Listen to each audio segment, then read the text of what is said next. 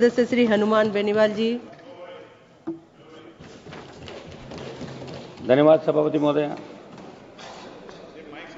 सदन में आज वित्त विधेयक 2025 पर मैं अपनी बात रख रहा हूं। सभापति जी, आपने भारत में संपूर्ण प्रीमियम का निवेश करने वाली कंपनियों के लिए बीमा क्षेत्र में एफडीआई की सीमा 74 से बढ़ाकर 100% करने की बात कही है। क्या ऐसा निर्णय भारत की कंपनियों के हितों के लिए उचित होगा? मेरा सुझाव वित्त मंत्री के देश में राज्यों की स्थितियों के अनुरूप तेजी से ढलना चाहिए और आर्थिक कारकों को आर्थिक गतिविधियों पर केंद्रित रहने देना चाहिए।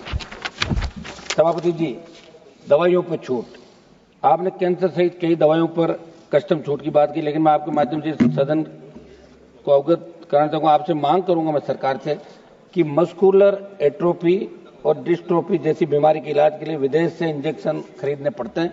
उसकी कीमत 16 करोड़ से अधिक है, जो आम आदमी के लिए खरीदना संभव नहीं है। मेरी मांग है ऐसी गंभीर बीमारी के इलाज के लिए दवाइयों का उत्पादन भारत में शुरू और सरकार के स्तर से आयात करके निःशुल्क उपलब्ध करवाने की। मैं देखता हूं कि सोशल मीडिया के माध्यम से लोग प्रयास करते हैं बच्चों को बचाने का, लेकिन वो 2, 5, 7 करोड़ रुपए तक ही इकट्ठा कर पाते हैं, वो 16 करोड़ की रेंज तक नहीं पहुंच पाते। हम भी अपील करते हैं, तो मेरी ये मांग है कि सरकार इसके अंदर ध्यान दें। सभापति महोदय, कृषि उपकरणों पर टैक्स फ्री, मेरी मांग है कि ट्रैक्टर सहित कृषि उपकरणों को जीएसटी मुक्त करने का आवेदन प्राप्त हुआ। मैंने कई बार मांग उठाई, पुनः सदन के माध्यम से मांग करता हूं ट्रैक्टर सहित कृषि उपकरणों को जीएसटी फ्री किया जाए। सभापति महोदय, आज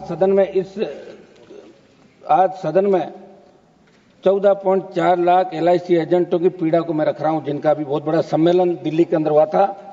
ये वही लोग हैं जो देश के 40 करोड़ से ज्यादा पॉलिसी धारकों ने बीमा सुरक्षा इन तक पहुंचाते हैं, लेकिन आज इनकी रोजी रोटी पर संकट खड़ा कर दिया गया। सरकार और IRDAI ने मिलकर ऐसे नियम बना दिए जो एलआईसी एजेंटों के पेट पर लात मारने का काम करें। मेरी मांग है कि इनकी एलआईसी एजेंटों की बात को भी सुना जाए। सभापति महोदय, ऋण सीमा बढ़ाने के साथ आय बढ़ाने के उपायों पर सरकार को विचार करना चाहिए। आपने बजट में किसान क्रेडिट कार्ड की ऋण सीमा को 3 लाख से 5 लाख रुपए करने की घोषणा की।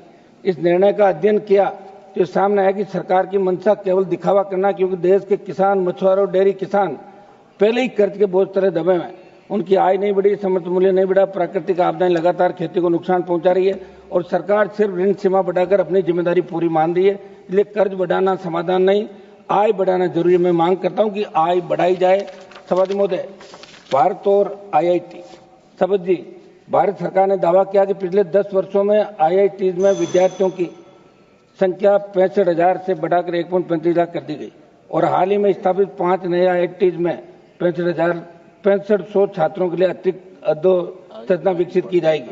मेरा निवेदन है कि संख्या बढ़ाने मात्र से गुणवत्ता नहीं बढ़ती। आज भी अधिकतर नए IITs में प्रशिक्षित फैकल्टी की भारी कमी, रिसर्च फंड की कमी, आधुनिक लेबर सुविधाओं का अभाव है। सभापति महोदय जी, CSR का उपयोग, मैं वित्त मंत्री जी को उदाहरण देना चाहूंगा कि हमारे राजस्थान के बाड़मेर, जैसलमेर, जोधपुर, अलवर, नागौर सहित कई जिलों में कार्य कर रही गैस, तेल, सीमेंट सहित दूसरी कंपनियां अपने CSR फंड का उपयोग वहां नहीं करती। आज जिस गांव से गैस निकलती है उस गांव के प्रत्येक घर में गैस चूल्हे तक नहीं है। इसलिए मेरी मांग है कि कॉर्पोरेट सोशल रेस्पॉन्सिबिलिटी के तहत व्यय की जाने वाली कंपनी के प्रचलन क्षेत्र यानी उस जिले में ही विकास में व्यय करने का आदेश सरकार फरमाए, प्रावधान बनाया जाए। सभापति महोदय, लास्ट में मेरी बात रखूंगा, किसानों को आयकर के दायरे में लाने का जरिया FPO।